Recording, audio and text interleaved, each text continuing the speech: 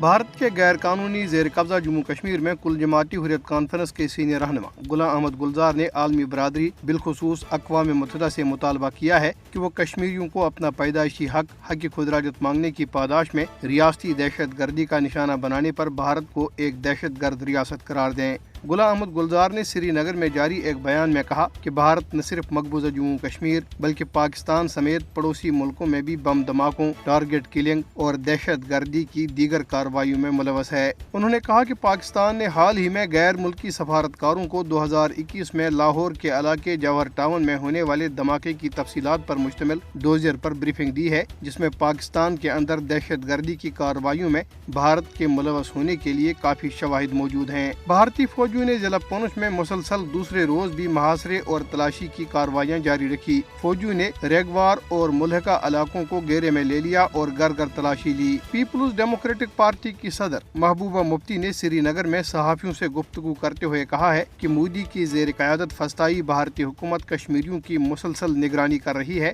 کیونکہ لوگ 5 اگست 2019 کے اقدامات سے سخت ناراض ہیں۔ انہوں نے کہا کہ بی جے پی نے علاقے میں اپنی گرفت مضبوط کرنے کے لیے خوف دہشت کا ماحول پیدا کر رکھا ہے۔ اتر پردیش کا معلوم نہیں ہے، مگر جو ابھی قانون یہاں پاس کیے بی جے پی نے،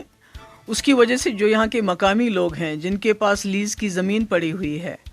ان سے وہ چھین کے وہ کن کو دینا چاہتے ہیں مجھے بتانے کی ضرورت نہیں ہے۔ یہاں کے لوگوں کے، یہاں کے رہنے والوں سے زمین چھین کے باہر کے لوگوں کو دینا چاہتے ہیں۔ اور جو لداخ میں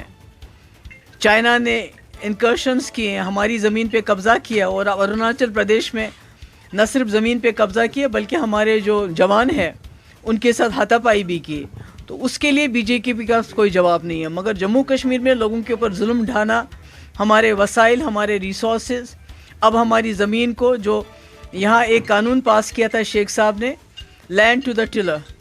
یعنی کاشتکار کو جو کاشتکاری کرتا تھا اس کو زمین ملتی تھی، آج اس کا الٹا ہو رہا ہے۔ جو ہم یہاں زمیندار لوگ ہیں جن کی زمینیں ہیں، لیز پہ ہیں، جن کے ہوٹل ہے، جن کا کاروبار ہے، ان کو کہتے ہیں آپ زمین چھوڑ دو اور ہم اس زمین کا جو چاہے وہ کریں گے۔ تو مجھے لگتا ہے کہ یہ بہت بڑا دھوکہ ہے یہاں کے لوگوں کے ساتھ، جن کو یہ کہتے ہیں یہ ہمارے سٹیزنز ہیں، ہمارے اٹوٹ انگ ہیں،